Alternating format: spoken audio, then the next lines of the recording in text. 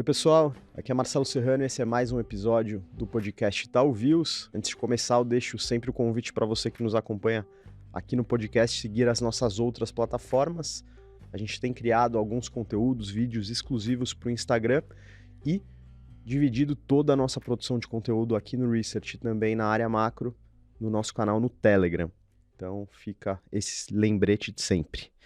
Bom, hoje o episódio vai comentar com mais profundidade política monetária no Brasil. A ideia é discutir um pouquinho mais sobre esse início do ciclo de cortes, entender talvez com mais detalhes como foi a acirrada decisão do último Copom, tentar projetar até onde pode ir a Selic nesse movimento e entender um pouco os desafios que a gente tem à frente no cenário econômico como um todo. E para contribuir com essa discussão, a gente conta com a participação de dois ex-diretores do Banco Central, o Mário Mesquita, que é economista-chefe aqui do Itaú Unibanco, e o Rodrigo Azevedo, que é sócio e gestor da estratégia macro da Ibiúna Investimentos. Rodrigo, Mário, tudo bem? Bem-vindos. Tudo bem com vocês? Tudo bom? Tudo bem, Rodrigo? Tudo bem, Marcelo? Um prazer estar aqui com vocês hoje. Bom dia, boa tarde a todos que estão nos ouvindo. Boa, obrigado. Mário, para começar, queria trazer uma breve discussão sobre a última decisão do Copom, que foi acirrada, que trouxe um corte de 50 basis points, que surpreendeu parte do mercado. Não foi uma enorme surpresa, mas foi uma surpresa. Qual a avaliação que você faz tanto da decisão quanto dos pontos que vieram na semana seguinte na ata?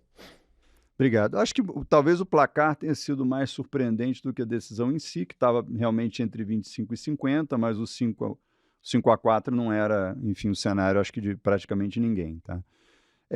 Assim, colocando de forma bem simples, você tem uma ala majoritária que está mais confortável com as perspectivas para a inflação e a ala minoritária ainda mais preocupada, né? E essa ala minoritária defendia o corte mais parcimonioso, né? Foi uma largada rápida, mas esse Copom, né, o Copom do presidente Roberto Campos tem preferido fazer movimentos mais rápidos, tá? Esse é um histórico. E a comunicação do BC pós-decisão procurou ancorar as decisões em torno desse ritmo de 50 pontos, né? Eles estabeleceram, enfim, diretamente uma indicação nesse sentido já no comunicado e repetida na ata, e procuraram colocar a barra relativamente alta para aceleração, tá? No entanto, não dá para descartar por completo que eles venham acelerar daqui para o final do ano. E vale notar também que dois dos diretores que votaram por 25 podem não ser reconduzidos no fim do ano, o que provavelmente levaria a uma mudança também na orientação em termos de ROCs ou DOVs do comitê. Perfeito. Bom, Rodrigo, o Mário já introduziu um pouco do que a gente viu na ata, mas ela citava ali algumas condicionantes, talvez, para que a gente conseguisse ter um ritmo de cortes mais acelerado. O que você achou desse raciocínio apresentado lá na ata e o quão factível seria a gente desancorar desses 50 bases e, de repente, aumentar o pace para 75? Bom, como o Mário colocou, eu acho que a ata foi muito transparente e muito clara em traçar qual é a sua função-reação. Ou seja, quais são os critérios que eles estão observando para eventualmente acelerar, né? O primeiro comentário que eu diria a respeito disso, que me chamou a atenção, é que, apesar do placar dividido para essa decisão, há claramente, segundo a ata, uma unanimidade na avaliação do comitê de que daqui para frente o ritmo seria 50 e, para acelerar, a barra é alta, no sentido como o Mário colocou. Quais são esses critérios que eles disseram, né? Disseram, primeiro, né, gostariam de ver uma expectativa de inflação que convergisse mais rápido ou convergisse para as metas. Hoje em dia, quando a gente olha as expectativas de inflação de 2024, em particular 25 e 26, elas seguem, né, entre 3,5% e 4%, com uma meta de 3%. Então, teria que ver, eventualmente, fatores que levassem a essa convergência para a meta. Um segundo elemento que chama atenção é que, apesar de uma revisão para baixo das expectativas para frente, né, a atividade econômica está se mostrando muito mais resiliente. O que se traduz no hiato de produto, que é essencialmente qual o grau de ociosidade que existe na economia, um hiato do produto muito mais estreito. Então significa dizer que a economia está muito mais aquecida do que aquele padrão que seria normal para você esperar uma dinâmica de inflação, que uma inflação convergisse mais rápido para a meta. Então, o segundo critério que eles colocam é se o hiato do produto se mostrar mais, ou seja, se houver uma desaceleração mais rápida do que antecipado pelo comitê nesse momento, seria uma razão para aceleração. E o terceiro fator que eles têm colocado é que eles acham que quando você quebra a inflação, o componente de inflação de serviços, né, ele está rodando muito acima dos padrões compatíveis com a meta no médio prazo. Isso basicamente porque o mercado de trabalho no Brasil, né, segue numa trajetória de aperto, né? A taxa de desemprego é muito bom que ela esteja caindo, mas do ponto de vista das perspectivas de inflação à frente, né, ela está tomando mais tempo a responder ao aperto de política monetária do que aquilo que os modelos sugeririam a essa altura do campeonato. Então, está fazendo com que a inflação de serviços, que é aquela que responde mais ao mercado de trabalho, ela tem uma taxa de queda muito mais lenta do que seria nesse momento e compatível com uma inflação mais baixa. Então, olhando esses três elementos, né, expectativas que deveriam converser, atividade que gostariam de ver uma desaceleração mais rápida do que antecipado, ou a taxa de serviços, né, caso um desses três surpreenda, ele poderia levar à aceleração. E aí a ata é muito clara, onde ela termina dizendo que na avaliação do comitê neste momento, ou seja, com o conjunto de informações que tinha no momento da decisão, eles atribuem uma probabilidade muito baixa de que isso ocorra. Ou seja, no entender do comitê, eles vão seguir com 50 basis points a cada reunião. Esse parece ser o cenário base. Quando eu olho para esses três fatores, eu acho que a expectativa de inflação ela não vai ter muito mais progresso de onde está. Ela depende, nesse momento, principalmente na nossa avaliação, de você ganhar credibilidade nas metas fiscais que o governo tem anunciado. No entanto, tem o consenso dos analistas não tem convergido para essa credibilidade do meta de déficit zero para o ano que vem, por exemplo. Então, eu acho que é pouco provável que a meta de inflação caia de maneira significativa.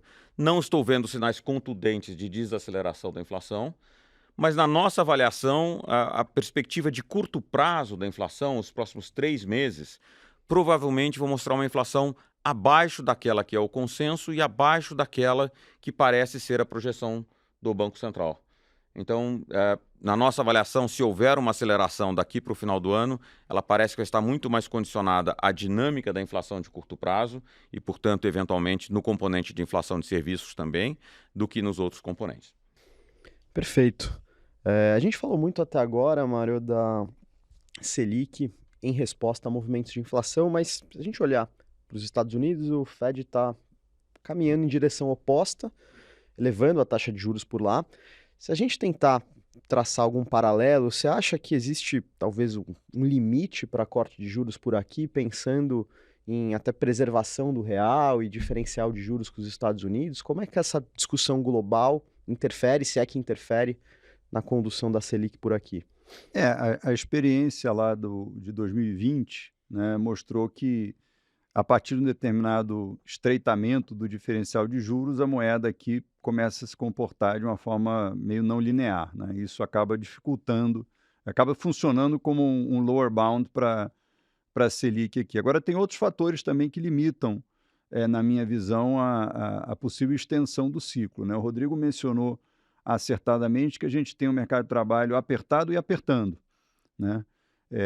E você está começando a cortar a taxa de juros, né? Então, a menos que você tenha uma visão muito otimista sobre taxa neutra de desemprego pós-reforma trabalhista, é difícil vislumbrar uma abertura do hiato do mercado de trabalho, tá? E com isso você tende a ter uma inflação de serviços mais persistente, que dificulta também a desinflação da economia como um todo, que, em tese, pode limitar a extensão do ciclo, tá? Então, eu vejo o ponto de partida do mercado de trabalho, também esse efeito cambial em algum momento do futuro, como possíveis fatores que podem, enfim, a limitar o ciclo, tá? Perfeito. Voltando a falar de inflação, Rodrigo, a gente está projetando aí um ciclo de cortes. Você falou um pouquinho sobre a inflação de curto prazo, mas como a gente pode projetar a inflação num horizonte mais de médio e longo prazo, a partir do meio para o final desse ciclo? É algo que preocupa, ou nesse pace projetado as coisas vão seguir dentro do controle? É curioso, né, a resposta à sua pergunta. A gente pode sempre elocubrar aqui, ou a gente pode olhar os preços de mercado. né? O que os preços de mercado dizem, grosso modo, nesse momento, né? Essencialmente, o mercado antecipa um ciclo total de cerca de 4,75 pontos percentuais, ou seja, grosso modo, trazer a Selic dos 13,75 onde estavam, cortar, adicionais 4,25 fora os 50 que já foi, ou seja, trazer grosso modo para 9%. O curioso do 9% é que o 9%, ele, em teoria, ele parece estar na ponta restritiva da política monetária. Quer dizer, grosso modo, se a gente assumir que a meta de inflação é 3%, coloquemos um pequeno prêmio, como está nas expectativas, por exemplo, de 0,5%, 3,5%, mais um juro neutro, que o Banco Central considera que seja 4,5%, né? 3,5% mais 4,5%, grosso modo, a gente estaria uma taxa de juros 8%. Pode ser um pouco mais conservador, um pouco mais para cima, mas aonde o mercado está precificando, ele está parando justo antes da taxa sequer ir para o neutro, uma estimativa relativamente conservadora do neutro, né? No entanto, quando a gente olha as expectativas de inflação à frente, né, não as de consenso, né, as de consenso dos economistas, mas olha as de mercado assumem que a inflação cai para cerca de 4% em 2024 e de 25 para frente ela está em torno de 5,8 para 25 e 26 e quando vai para os mais longos, 27 e 28, ela está acima de 6%. Então é curioso essa percepção, né, de que aparentemente você estaria indo para uma taxa que é restritiva, mas a precificação à frente indica que é uma inflação mais alta. Eu acho que possivelmente se reflete prêmios de inflação que você tenha justo à frente, seja questões de natureza fiscal, seja potenciais mudanças no comando do Banco Central, seja potenciais, né, feito eleitoral de 2026, né, que pode estar influenciando isso. Mas o fato que a gente tem aqui é que esses são mais ou menos os parâmetros que estamos trabalhando nesse momento. Ou seja, com uma taxa de juros que aparentemente já estaria para o neutro, mas com uma expectativa de inflação a partir das implícitas bem acima, né, das metas do Banco Central. Interessante, vai ser interessante como é que o Banco Central vai conviver com isso, né? Porque você vai continuar cortando a taxa de juros, talvez ratificando esses 9%, talvez acelerando, mas com uma expectativa que mais à frente ela continua bem desancorada. Então, eu acho que esse é o paradigma que vai ser interessante de ser monitorado mais à frente. Bacana. As próximas duas perguntas eu vou direcionar vocês dois, acho que são interessantes a gente aprofundar. A primeira é sobre a condução da política monetária de uma forma geral, né? A gente rememorou aqui mudanças previstas no comitê. Se a gente olhar o placar da última reunião, a gente talvez veja duas vertentes ali muito claras, né? Os nomes que podem não ser reconduzidos são nomes que votaram pelo 0,25, por exemplo. O voto do presidente talvez tenha desempatou ali, a gente não sabe muito bem o ordenamento ali, mas foi decisório para a gente chegar aos 50 bases. Com essas mudanças previstas na composição do Copom, vocês imaginam que possa influenciar, a gente possa ter uma mudança na forma de atuação do Copom? Como vocês veem? Deixa eu começo e passo para o Rodrigo. Eu acho que claramente, né, as pessoas têm formações distintas, experiências de vida distintas e isso acaba se manifestando dentro do comitê. A gente pode olhar o mesmo conjunto de dados e chegar a conclusões diferentes, né? Isso acontece em todos os bancos centrais, né, do mundo, né? Enfim, não tem nada diferente assim no Copom sobre esse ponto. Agora, a tendência, como eu falei, se você perde dois que votaram por 25, ou pode perder, não está decidido ainda, e a tendência é você trazer, dada a orientação geral do governo, enfim, já publicamente, né, anunciada por pessoas bastante relevantes da administração, é uma preferência por taxas de juros mais baixas, né? Taxas de juros mais baixas acabam implicando um certo risco inflacionário a mais, tá? O resultado a gente não sabe ainda, vai depender de muitas coisas, mas essa é uma mudança enfim, essa é uma tendência, eu acho, que na alteração da composição do comitê. Tá? Eu acho que, enfim, foi curioso, né? Porque eu acho que houve uma celeuma muito grande, um ruído muito grande em torno dessa decisão em particular. Mas quando a gente olha a ata, né, os argumentos técnicos estão muito claros, né? Tanto para a questão do 25, como a questão do 50, tanto quanto a condução para frente. Então, é curioso que eu acho que houve um certo, apesar de toda uma celeuma sobre nova composição do comitê e tal e tudo, me parece que nesse momento, pelo menos com essa composição do Banco Central, a discussão parece seguir muito técnica, né? Então, essa parece ser menos uma preocupação para as próximas 2 ou 3 reuniões, e sim, potencialmente, dependendo de quem forem os indicados no final do ano, se não houver recondução dos 2 atuais diretores. Olhando para frente, claramente essas questões que o Mário colocou são importantes, mas eu acho que mais importante do que isso é que a percepção do mercado é exatamente essa que o Mário está colocando. Isso dificulta a vida de quem está tomando a decisão agora. Porque você podia dizer o seguinte: bom, isso aí só é importante de 25, 26 para frente, quando, né, potencialmente o presidente Roberto Campos não estará mais lá, né? Mas, na verdade, à medida em que a expectativa de inflação de 25 e 26 já reflete um prêmio por essa incerteza, né, manifestada pelo Mário, isso dificulta a condução da política monetária já em 2024.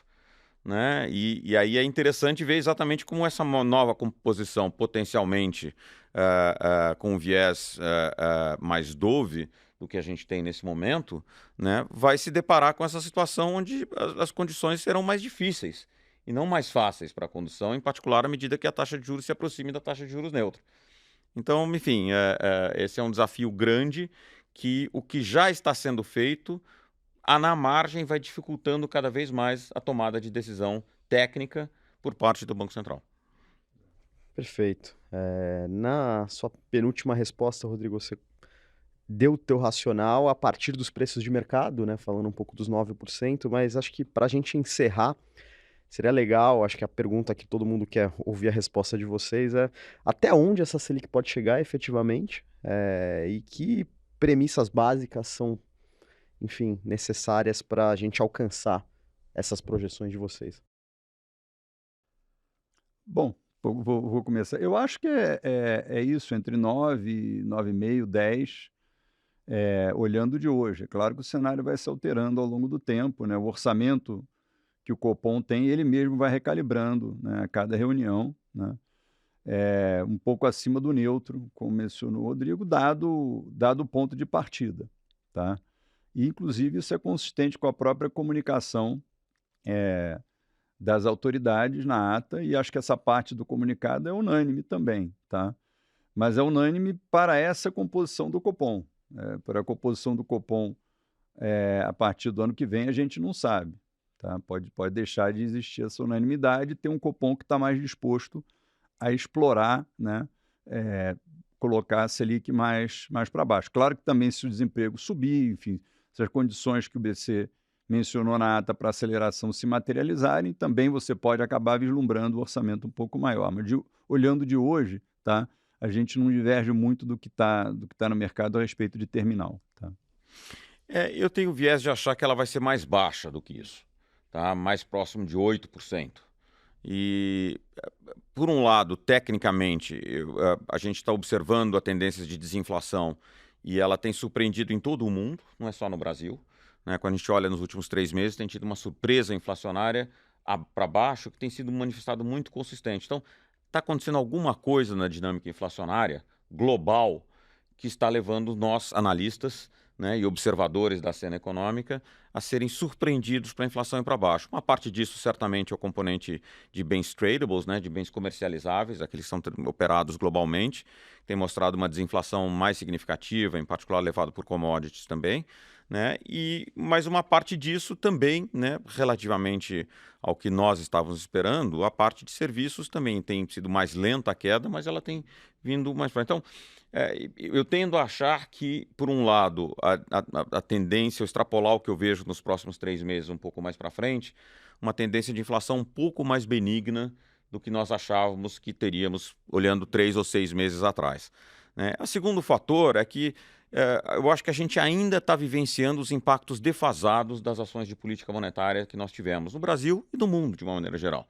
E eu acho que explica parte desse elemento da desinflação global e que, portanto, tem uma visão tecnicamente um pouco mais benigna sobre a inflação que vem à frente. Então, uma coisa é tecnicamente até onde a Selic terminal poderia ir, né, por questões técnicas. Uma outra coisa é que essa taxa de juros provavelmente será conduzida por um comitê com uma composição distinta daquela que tem hoje. Então, se os novos diretores, né, que vão entrar no final do ano tiverem um viés mais parecido com o que tem sido indicado por esse governo, né, provavelmente eu vejo um comitê tentando testar a parte inferior de até onde dá para ir com a taxa de juros. E, portanto, tudo mais constante, ele levaria a taxa de juros mais para baixo do que esses 9% que tem precificado no mercado, ou mesmo 8% que eu acho que poderia ir. Tá? No entanto, uma coisa é dizer qual é a taxa terminal e outra coisa é dizer quanto tempo ela fica lá. Logicamente, parte do elemento de você testar significa observar qual é a reação da inflação. Se você puxa demais o juro para baixo, provavelmente a inflação sobe e você tem que subir o juro mais rápido, mais cedo. Então, uma coisa é dizer até onde ela vai, qual a taxa terminal, eu acho que está mais próximo de 8, né, olhando para frente. Outra coisa é se ela fica lá muito tempo, mas aí é uma outra discussão bem diferente. Perfeito. Acho que a gente conseguiu cobrir bem a pauta de hoje. Eu queria novamente agradecer as participações do Rodrigo e do Mário nesse episódio. Obrigado a vocês, obrigado pelo convite e pela oportunidade de estar aqui com vocês hoje. Obrigado, Rodrigo. Obrigado, Marcelo. Um prazer. Valeu.